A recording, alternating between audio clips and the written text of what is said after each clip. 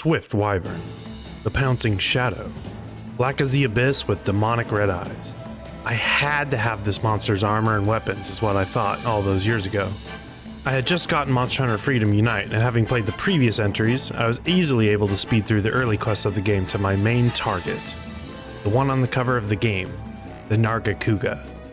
The one thing I wished for was to show up at my friend's house, accompanied by my brother, coming fully equipped with the Narga armor set and longsword.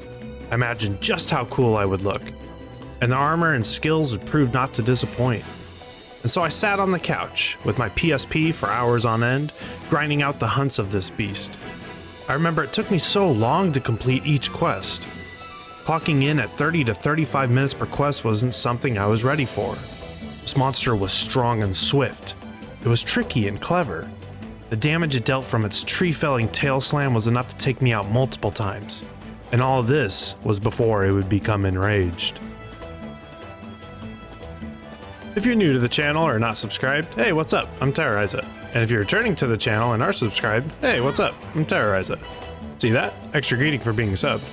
Welcome to the channel, where we focus on Monster Hunter and why it's so good. I'll get around to other gaming news, reviews, and discussions at some point, I guess. Alright, you came for Nargacuga, so let's do this. First impressions are important, and the Nargacuga doesn't fail to impress. Therefore, we must take a look at the physiology and abilities of the Nargacuga. This monster, first and foremost, is actually classified as a flying wyvern, though you may not see it take flight in the way a Rathalos might. At a glance, you may instead think the Nargacuga may resemble some sort of black cat. Maybe you envision a reimagined, monstrous bat-like creature. Maybe it's a bigger cat, like a black panther. The truth is, all of these answers would be correct. The Nargacuga is one of my favorite monsters in all of Monster Hunter. What sets it apart from all other monsters is due to its appearance, but not just its looks, but the way it moves about, the way it attacks, the way it retreats, the way it stalks from the shadows. Its black scales and black fur only lend to this monster's amazing stealth. The only thing you may see coming from the darkness is its glowing red eyes. When the Narga does decide to strike, its signature choice of attack is a large leaping pounce, much like that of a black panther. But the Nargacuga is also smart. Very smart monster indeed, or should I say, hunter. As the Nargacuga can also attack its prey from the distance it so chooses. Its imposing jet black tail can swipe with just a moment's notice. Its far reach whips with such ferocity it'll send the Narga's target flying through the air. But if the Nargacuga still deems the target too far away, or chooses to align with its more cautious and meticulous side, it can devise another plan of attack. It can choose to stay far away, luring its prey into a false sense of hope with the distance between them and the obsidian hunter. But as this sinks in, the Narga may leap far and wide up to a few times, with ferocious pounces accompanied by its bladed arms striking and slashing at the same time. Or maybe it chooses to be even more cautious and stand its ground from a distance, preparing to use its tail as a large whip, throwing it high into the air, only for it to come crashing down with the might of a falling tree. Or it can stay its far distance away, raising its tail into the air, readying itself to launch its deadly spikes from its tail at you with great speed. Almost like it's throwing its own knives at you like a hunter may do. A swift, all-black form that throws knives at you almost resembles a ninja. But why do I say ninja? What lends credence to such a claim? Why, it's the sheer speed of such a monster, zipping about, circling you side to side, striking swiftly with its bladed arms while also staying afar to attack with its sharp projectiles.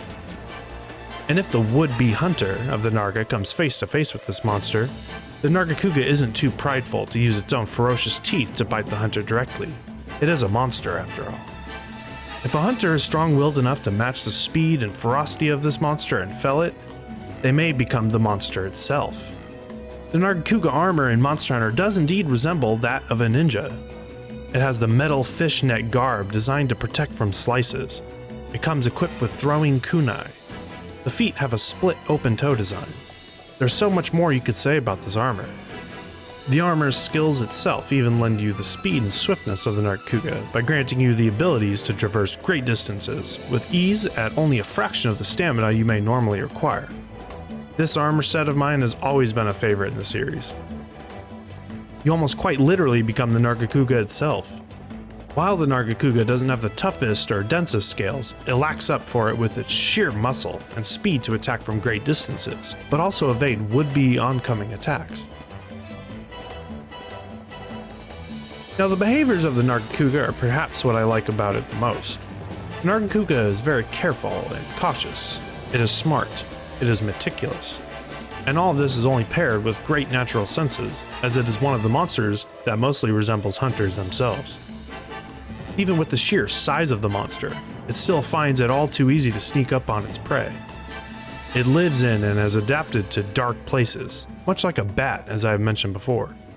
And even when it doesn't have access to its preferred shadowed environment, the Nargacuga also likes to reside in very elevated and high places. They rest and gaze upon trees strong enough and tall enough to support the weight of the creature. Like a cat, they do this so they cannot be snuck upon or surprised. But this behavior is also a double-edged sword the Nargacuga wields, but both sides of its blade being positive for it. As it resides high upon trees, resting and not being able to be caught by surprise so easily, the Narga's own senses are of such a great caliber that it will hear creatures to prey upon, or even the hunters that prey upon it.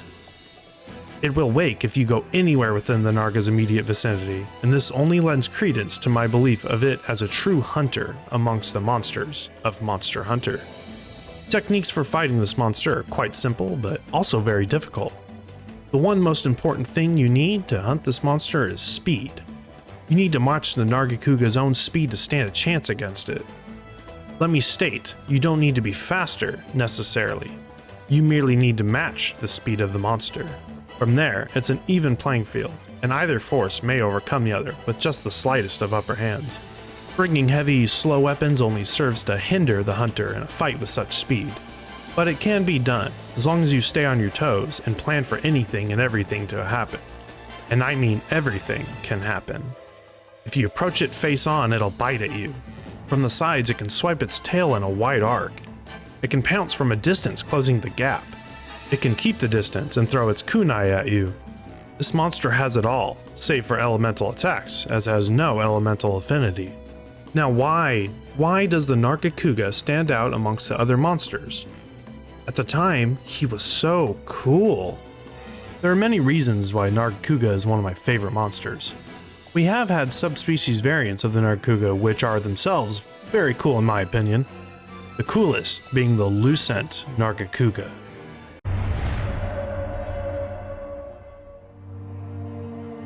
Beneath the brightly shining moon, it does not merely bask in the light, but absorbs the moon's brilliance and uses it as a veil.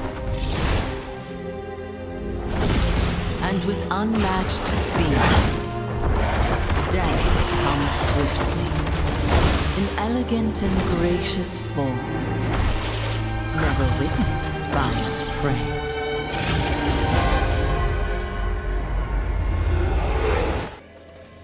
While this monster variant deserves some love, I feel it is best saved for another video. Today we are talking about the standard, all-black Nargacuga. Something you have to keep in mind when comparing this poster cover monster is realizing when and where he came from. Monster Hunter Freedom Unite was many people's first entry into the series, and with how many titles we have today, this is, from my perspective as a Monster Hunter 1 veteran, very early on in the series. This title was the modern-day Iceborne expansion of Monster Hunter Freedom 2, and I feel it's unfair to compare this monster with the modern-day monsters we have now. We need to compare them on a basis of what we had at the time of their debut. And not just for the Nargacuga, but for a lot of monsters. Looking at this list of the Monster Hunter Freedom 2 monsters, we see lots of variety, but it still is missing something unique. This was back in the day when monsters were more akin to real monsters. Sure, we had the Velociprey and Velocidrome, which resembles just some regular dinosaurs, velociraptors if you will. We had flying wyverns that resembles dragons, aside from the literal elder dragons of the game. But aside from some monsters, we didn't have something with such intelligence. Something that stood out amongst the colorful monsters of Monster Hunter Freedom 2 by ironically being an all-black creature. A black panther with bat-like wings, bladed arms, and spikes it throws like knives. A weapon that is its tail, controlled like a whip. A monster that circles you with speed, making you feel like the prey, and it like the hunter. And so I ask you viewers listening and watching, who is the monster, and who is the hunter? Guys, thank you all so much for watching. The support you've given me has been immense, and it only serves to fuel me further into producing this content, not only for you guys, but even for myself. That being said, I really hope you enjoyed the video. If you did, I ask you to please consider giving it a like, and even subscribing to the channel if you want more content such as this. Being that I've mostly covered Monster Hunter on a broad spectrum, was today's video about a more singular topic fun to watch? Would you like to see more focused content like this in the future? Perhaps on your favorite monster?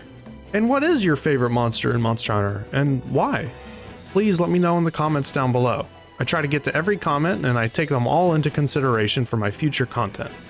Either way, guys, I'm signing off for today. This has been Terroriza, and I'll catch you guys in the next one. Peace!